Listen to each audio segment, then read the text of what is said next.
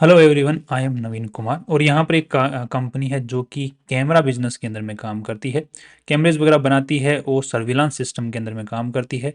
तो इस कंपनी का जो नाम है वो है आदित्य इंफोटेक। आप इसको दूसरे नाम से भी जानते होंगे, सीपी प्लस, जो कैमरेज वगैरह आते हैं। सो ये पूरा इंफ्रास्ट्रक्चर भी प्रोवाइड करती है कंपनी। पर्टिकुलरली मान के चलो कि किसी बस के अंदर में सीपी प्लस के कैमरे लगे हुए हैं, तो वहाँ पर पूरा सिक्योरिटी का जो इंफ्रास्ट्रक्चर होता है पीछे का बैकएंड का, वो भी प्रोवाइड करती है। चाहे वो रिकॉर्डिंग से रिलेटेड हो, चाहे ऑनलाइन रिकॉर्डिंग से रिलेटेड हो, चाहे बाद में जो कैमरा जैसे मान के चलो डिवाइसेस वगैरह है वो चोरी हो गए हैं, तो बाद में जो रिकॉर्डिंग पीछे की बैकएंड में अगर अवेलेबल है तो वो प्रोवाइड कराती है। सो क्लाउड सर्विसेज भी प्रोवाइड कराती है। तो और भी जो चीज़ें जो ज़रूरी हैं इस पर्टिकुलर सर्विलांस सिस्टम के अंदर में, वो सारी चीज़ें कंपनी प्रोवाइड कराती है। चाहे आपको ट्रैफिक, जो हम लोग जैसे देखते हैं ट्रैफिक लाइट के यहाँ पर कैमरे लगे रहते हैं, जिनके अंदर में अगर किसी भाई ने जंप कर लिया है ट्रैफिक लाइट के होते हुए, तो उसकी इन्फॉर्मेशन लेके आना जो कि एआई की मदद से हो सकती है, तो वो इंफ्रास्ट्रक्चर भी कंपनी डेवलप कर रही है। सो आने वाले टाइम के अंदर में और भी अच्छा इसका आपको नाम देखने को मिल सकता है। तो आज के दिन आप इस पर्टिकुलर कंपनी को सीपी प्लस के नाम से जानते हैं। और ये जो पर्टिकुलरली सीपी प्लस कैमरा वाला जो डिवीजन है, इस कंपनी ने 2007 के अंदर में शुरू किया था। बाकी पुरानी कंपनी है, लगभग 1996 के आसपास की। यहाँ पर अगर हम लोग चेक करते हैं तो देखने को मिलता है कि ये 90, ओके यहाँ पर लिखा हुआ नहीं है date. We will look into the RHP. Next, यहाँ पर कंपनी के पहले आईपीओ से रिलेटेड बेसिक डिटेल्स की अगर बात करते हैं तो 29 जुलाई से 31 जुलाई के बीच में इसका आईपीओ खुलने वाला है। 675 का इन्होंने अपर बैंड प्राइस का सेट किया है। 22 का लॉट साइज है। कंपनी के जो पैसे उठा रही है टोटल मिला के यहाँ पे 1300 करोड़ रुपए उठा रही है, जिसमें से 500 करोड़ तो कंपनी के पास में जा रहे हैं और 800 करोड़ कंपनी के जो प्रमोटर्स हैं वो अपना कुछ स्टेक यहाँ पर बेचते हुए दिख रहे हैं। तो यहाँ पर टोटल पैसों में से मैक्सिमम मेजोरिटी ऑफ जो पैसे हैं, जो पैसे उठा रही है आईपीओ के थ्रू, उसमें से वो प्रमोटर्स के पास में जा रहे हैं। That's a kind of very negative point over here, right.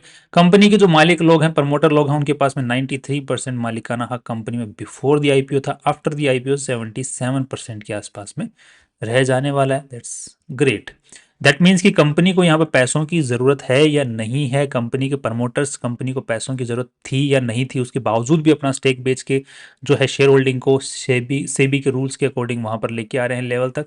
तो लेट्स सी कंपनी को पैसों की ज़रूरत थी या नहीं थी, एंड वो हमें आरएचपी के अंदर में पता चलेगा।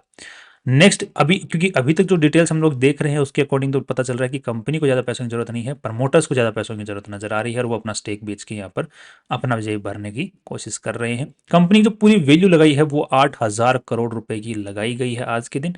और अब लेट्स सी कि अब जो आरएचपी है उसमें क्या डिटेल्स हमें देखने को मिलती है। आज के दिन कोई भी मार्केट के अंदर ऐसी कंपनी जो नहीं है जो कि इसके साथ में कॉम्पिटिटर या पीयर ग्रुप में आ सके, बिकॉज जो इसका बिजनेस मॉडल है वो काफ़ी अलग है डिस्पाइट द अदर कंपनीज। जो अब कंपनी का जो शेयर्स बेच रहे हैं, आदित्य खेमका, अनमय खेमका, ऋषि खेमका, ये सब लोग जो प्रमोटर एंड प्रमोटर ग्रुप के ही अपना स्टेक बेच रहे हैं। सबसे ज्यादा आदित्य खेमका जी यहाँ पर अपना स्टेक बेचते हुए दिख रहे हैं। 524 crore rupees worth of shares यहाँ पर अपना वो ऑफलोड कर रहे हैं इस आईपीओ के अंदर में।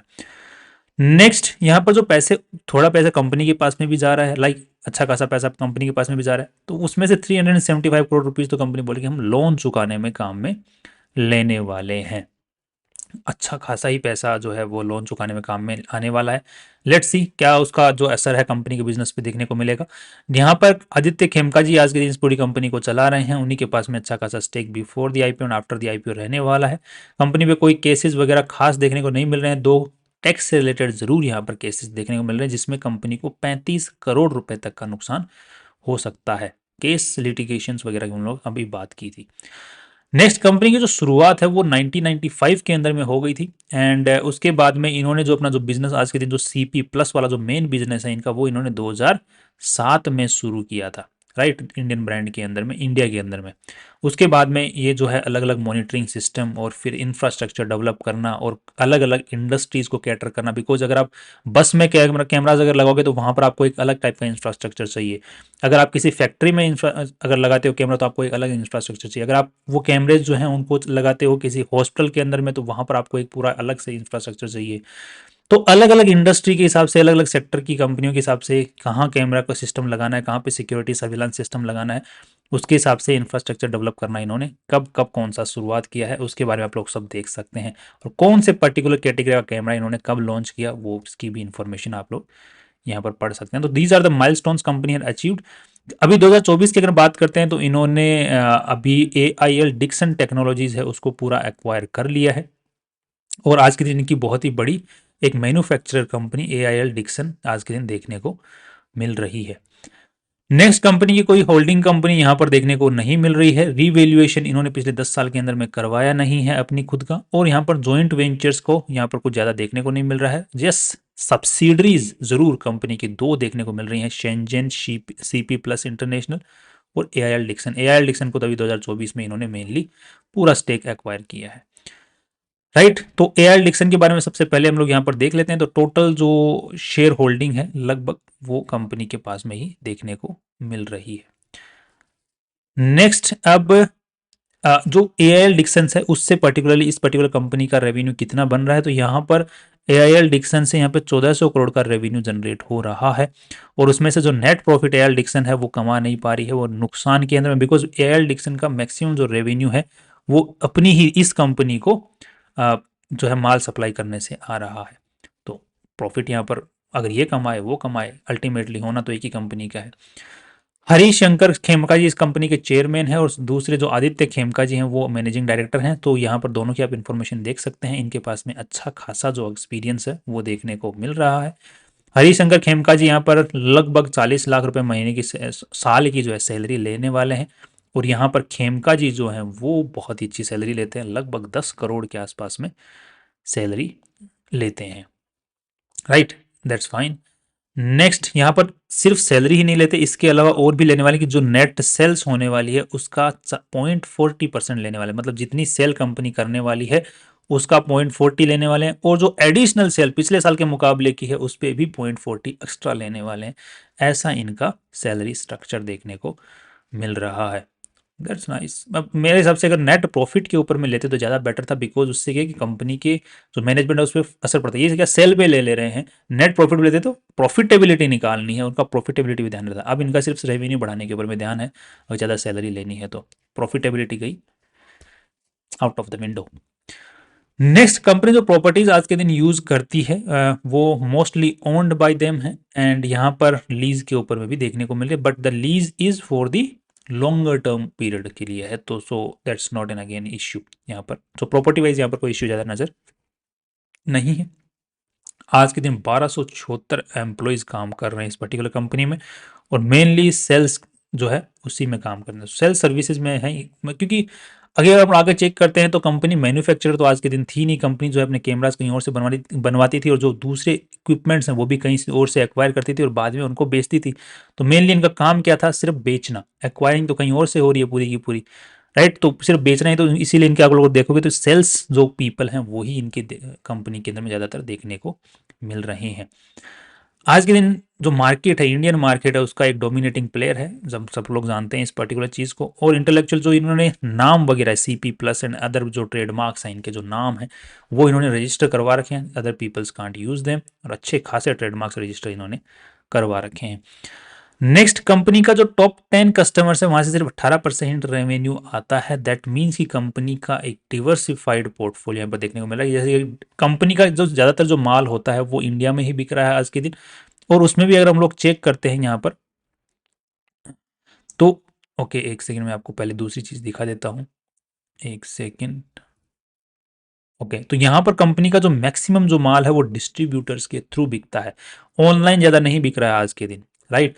सिर्फ ऑफलाइन तरीके से बिक रहा है और डिस्ट्रीब्यूटर्स के थ्रू बिक रहा है। तो डिस्ट्रीब्यूटर के थ्रू बिकेगा तो कई बार क्या होता है, बड़ा डिस्ट्रीब्यूटर होता है, तो वहां पर देखने को मिल रहा है कि कंपनी के जो टॉप 10 कस्टमर्स हैं, तो डिस्ट्रीब्यूटर मतलब single distributor is single customer, तो यहाँ पर सिंगल टॉप 10 डिस्ट्रीब्यूटर्स से सिर्फ 18%, दैट मीन्स कि एक वास्ट मेजोरिटी ऑफ डिस्ट्रीब्यूटर्स इनके पास में देखने को मिल रहे हैं। बहुत ही ज़्यादा एक डिस्ट्रीब्यूटर्स की फोर्स देखने को मिल रही है, तो अच्छा खासा वो माल भी इनका निकाल रहे हैं। That's nice. नेक्स्ट, अब यहाँ पर देखने में प्रोडक्शन कैपेसिटी की बात करते हैं, तो आज के दिन इनके पास में 77% प्रोडक्शन कैपेसिटी पे आज के दिन काम कर रही है। एंड प्रोडक्शन कैपेसिटी तो क्या ही होगी इनकी, क्योंकि अभी आप लोग चेक करोगे तो वहाँ पे आपको देखने को मिल जाएगा। ये है इनका क्लाउड स्टोरेज सिस्टम, इनका खुद का है। एंड इसका किसी भाई को, जैसे कई बार क्या हम कैमरा खरीदते हैं तो हमें DVR खरीदना पड़ता है, या फिर वो जो कैमरा है उसके अंदर मेमोरी कार्ड डाल के रखना पड़ता है। तो अगर DVR चला गया तो सब चला गया, या फिर कैमरा कई बार मेमोरी कार्ड डालने वाला जो कैमरा होता है कैमरा कोई उखाड़ के ले गया तो मेमोरी कार्ड के साथ ही ले गया तो सब चला गया। इसमें क्या था, फिर ये क्लाउड सर्विसेज काम आती है। तो वहां पर अगर आपका कैमरा इंटरनेट के साथ में जुड़ा हुआ है तो आपका लाइव फीड जो है वो कहीं और क्लाउड के अंदर में स्टोर हो रहा है, बट वो जो पर्टिकुलर चीज़ है उसकी कंपनी प्लान चार्ज करती है महीने का। जैसे मान के लो 1000 रुपया लगेगा या 200 रुपये लगेगा, जो भी इनके जो प्लान्स हैं वो ये चार्ज करते हैं कि अब आपको कैमरा चोरी भी हो गया तो भी आपके पास में फीड रहेगी, या डीवीआर भी चोरी हो गया तो भी फीड रहेगी। नेक्स्ट यहाँ पर इनके जो प्रोडक्ट्स होते हैं वो अलग अलग टाइप के जो कस्टमर्स होते हैं उनके हिसाब से हैं, बट इनके पास में बहुत ज़्यादा ही वेराइटी ऑफ प्रोडक्ट्स देखने को मिलते हैं, जैसे कैमराज हो गए या फिर एचडी एनालॉग सॉल्यूशंस हो गए। यहाँ पर आराम से आप लोग इनको देख सकते हैं। लाइक इंटेलिजेंट कैमराज, ओके, ये इस टाइप के जो आपको ट्रैफिक लाइट के ऊपर में वहाँ पर देखने को मिलते हैं। ये बॉडी वॉर्न कैमरा जो कि आपको पुलिस वालों के यहाँ पर देखने को मिलते हैं। ये पर्टिकुलर फिंगरप्रिंट वाले जो सिस्टम होते हैं, अटेंडेंस वाला सिस्टम भी इनके यहाँ पे देखने को मिलता है। So they have I think majority of software के अंदर में भी हैं, फिर ये जो memory card solutions and, but ये जो जितनी भी चीज़ें ये हैं एक्चुअली कंपनी खुद आज के दिन मैन्युफैक्चरिंग की बनती हुई नहीं दिख रही है। राइट, नेक्स्ट, अब आज के दिन इनका कंपनी का जो सप्लायर है, क्योंकि अब कहीं ना कहीं से तो माल एक्वायर कर ही रही है कंपनी, तो जो मेजर सप्लायर्स हैं वहाँ से टॉप 10 सप्लायर से कंपनी का 95% रेवेन्यू आ रहा है, और जो लार्जेस्ट सप्लायर है उससे 50% के आसपास में देखने को मिल रहा है। अब लार्जेस्ट सप्लायर के अंदर में AIL डिक्सन जो इनकी सब्सिडरी है वही देखने को मिल रही है। दूसरी कंपनीज भी हैं, दाओवा टेक्नोलॉजीज प्राइवेट लिमिटेड, वायरलक्स केबल्स, राइट। इसके अलावा अगर हम लोग देखते हैं तो एक्चुअली माल कहाँ से आ रहा है, तो सब जो इनका रॉ मटेरियल मेनली वो चाइना से आता है। चाइना से बाद में फिर ये कंपनियां, इन कंपनियों से फिर इस कंपनी को आता है। नेक्स्ट, अब थोड़ा सा देख लेते हैं कंपनी की RHP के अंदर बैलेंस शीट को कि कितना पैसा इस पूरी कंपनी में लगा हुआ। तो देखने को मिलता है यहाँ पर कि 3,500 करोड़ के आसपास ही पूरी बैलेंस शीट की साइज है। टोटल पैसा 3,000 करोड़ रुपए लगा हुआ है, जिसमें से अगर इन्वेस्टर्स का पैसा देखा जाए तो 1,000 करोड़ रुपए ही है। दैट मीन्स कि before the IPO date to equity ratio company का खराब है, right, because most of the जो पैसा है वो उधारी का है कंपनी के अंदर में। यहाँ पे एक चीज़ और आपको देखने को मिलेगी, दैट इज दिस वन, कि कंपनी का पिछले 2023 के अंदर में यहाँ पर बैलेंस शीट का साइज नहीं बढ़ा, यहाँ पर भी नहीं बढ़ा, बट यहाँ पर जो IPO ईयर है 2025 के अंदर में यहाँ पे बैलेंस शीट का साइज अच्छा खासा बढ़ गया है। तो यहाँ पर या तो कंपनी में और पैसा लगा है, या फिर कंपनी ने यहाँ पर कोई दूसरी कंपनी को एक्वायर किया है, उसका गुडविल का जो चार्ज है वो यहाँ पर लगा। तो यहाँ पर देख रहे हो कंपनी ने जो AIL डिक्सन को एक्वायर किया उसका 534 करोड़ रुपए की गुडविल का पैसा इन्होंने पे किया है, 534 करोड़ रुपीज।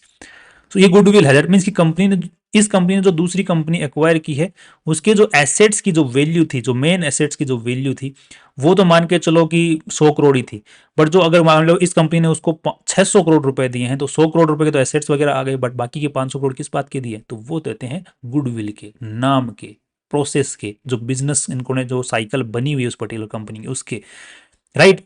राइट, उसके पास में जो राइट्स हैं, मान के चलो उसने कोई 100 साल के लीज के ऊपर में फैक्ट्री ले रखी है, उसके जो राइट्स हैं उसके, तो वो जो पर्टिकुलर जो गुडविल को इसको उसको सब कुछ में इंक्लूड किया जाता है, तो वो 534 करोड़ रुपीज एसेट्स के अंदर में गुडविल मानी जाती है।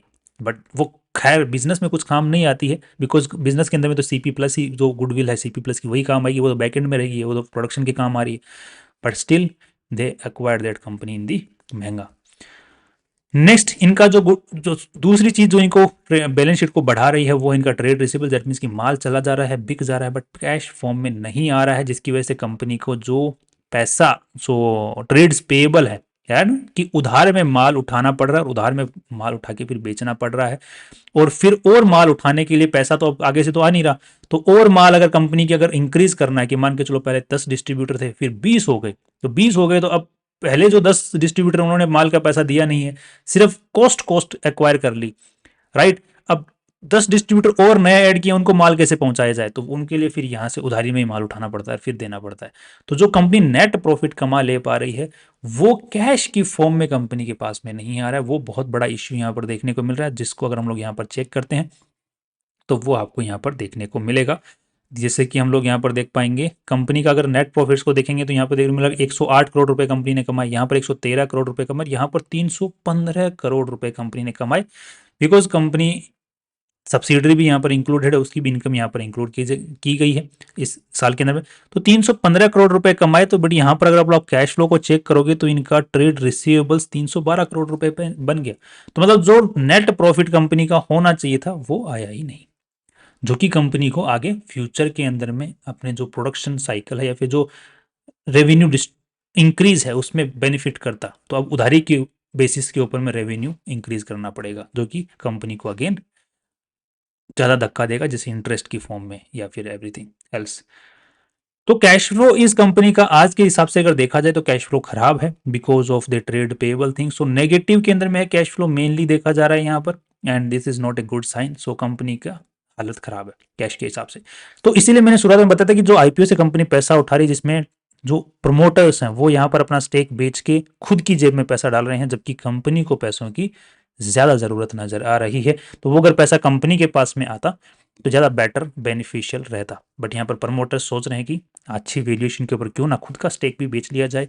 So I think this was a, यहाँ पर थोड़ा सा मैनेजमेंट के ऊपर में मुझे सवाल नजर आ रहा है इस पर्टिकुलर कंपनी के, राइट। एंड अब थोड़ा सा देख लेते हैं कंपनी का जो रेवेन्यू स्ट्रक्चर है वो इंक्रीजिंग ऑर्डर में है, दैट्स नाइस। कंपनी के नेट प्रॉफिट जो स्ट्रक्चर है वो भी इंक्रीजिंग ऑर्डर में, दैट्स नाइस। और कंपनी का जो मेनली जो रेवेन्यू आ रहा है आज के दिन जो इंक्रीजिंग ऑर्डर में भी है, वो बहुत बड़ा हिस्सा जो है उसका एडवर्टाइजमेंट की वजह से आ रहा है, बिकॉज मार्केट में इस टाइप के बहुत प्लेयर इस वक्त मार्केट में है। तो एडवर्टाइजमेंट की वजह से कंपनी का रेवेन्यू इंक्रीज, जैसे जैसे एडवर्टाइजमेंट बढ़ाओगे वैसे वैसे कंपनी का नेट रेवेन्यू भी बढ़ता जा रहा है। So it's a very big actually कि जितना एडवर्टाइजमेंट करेगी जितना एक्सपेंस उस पर जाएगा उतना ही इनका एडवर्टाइजमेंट के ऊपर ही डिपेंडेंट हो रही है रेवेन्यू पूरा। नेक्स्ट अब थोड़ा सा देख लेते हैं कंपनी का पी और पीबी रेशियो को निकाल के। तो यहाँ पर हम लोग इस साल की जो कंपनी ने कमाई की है that is around 351 crore rupees, उसके हिसाब से नहीं देखेंगे बट 200 करोड़ के हिसाब से देखेंगे, बिकॉज यहाँ पर मुझे थोड़ा सा because of exceptional items gains and everything यहाँ पर थोड़ा सा मेरे को दिक्कत नज़र आ रही है, जो कि हर साल नहीं होने वाला है दो, बिकॉज यहाँ पर profit before exceptional items is 185 crore rupees. So exceptional item हर साल तो रहेंगे नहीं, तो यहाँ पर 150 करोड़ के आसपास का ही मैं यहाँ पर नेट प्रॉफिट लेके पी और पीबी रेशियो कैलकुलेट करने वाला हूँ। सो 150 के हिसाब से अगर देखा जाए तो 7900, एक सेकेंड, सो 52 का पी रेशियो निकल के आता है, 52 का पी रेशियो निकल के आता है, जो कि बहुत ही महंगे की साइड के अंदर में है दो। एंड यहाँ पर जो पीबी रेशियो है उसको देखने के लिए कंपनी की जो नेटवर्थ है वो 1000 करोड़ रुपए की है, और साथ में ही जो नया पैसा है वो 500 करोड़, सो 1500 के हिसाब से 30, 45, 60, सो लगभग 5.5 के आसपास का पीबीएसी निकल के आता है, जो कि अगेन थोड़ा सा महंगा साइड में। बट द कंपनी इज पुरानी, कंपनी के पास में पुराना पूरा एक बेस बना हुआ है, कंपनी के पास में अपना इंफ्रास्ट्रक्चर है, कंपनी के पास में पूरा बिजनेस प्रोसेस है। सो उसकी मार्केट एक अलग से वैल्यू देता है। बट आज की कमाई के हिसाब से और नेटवर्थ के हिसाब से जो वैल्यू है वो ज़्यादा कुछ निकल के नहीं आ रही है, और प्रमोटर्स अपना स्टेक अच्छा खासा यहाँ पर बेचते हुए दिख रहे हैं, तो वो भी अपना नेगेटिव यहाँ पर इफेक्ट करने वाला है ऐसा दिख रहा है। So I am not hopeful in this company in the longer run as of now, जो आज के दिन डेटा है उसके हिसाब से। बट यहाँ पर लिस्टिंग गेल मिलने की उम्मीदें हैं यहाँ पर इस कंपनी को, और शॉर्ट टर्म में भी उम्मीदें हैं because of this company infrastructure या सर्विलांस सिस्टम के अंदर में आज के दिन इंडिया की किंग है। तो वो जो सर्विलांस सिस्टम का जो किंग है, क्योंकि जो मेजोरिटी ऑफ जो मार्केट शेयर है इस पर्टिकुलर कंपनी के पास में, उसकी एक अलग वैल्यू होती है, गुडविल की एक अलग वैल्यू होती है, तो वो इसके पास में आज के दिन देखने को मिले, तो उसकी एक मार्केट अलग वैल्यू देता है। So I am not positive in the longer run, but I am positive in the short run and in the listing gain only. And साथ में एक जो आईपीओ स्ट्रेटेजी जो बनी हुई है उसको भी आप फॉलो करके चल सकते हैं यहाँ पर, ताकि आप थोड़ा सा सेफ साइड में रह सकें। अगर कुछ डाउन साइड आती है, बड़ा डाउन साइड अगर इसमें देखने को मिलता है, तो आप अर्ली एग्जिट भी ले पाएँ। तो इस आईपीओ स्ट्रेटेजी का आप लोग फॉलो कर सकते हैं, उसका लिंक डिस्क्रिप्शन में दिया हुआ है। That's all from my side. कल फिर मिलते हैं इंपोर्टेंट वीडियो साथ में। Finally see you tomorrow.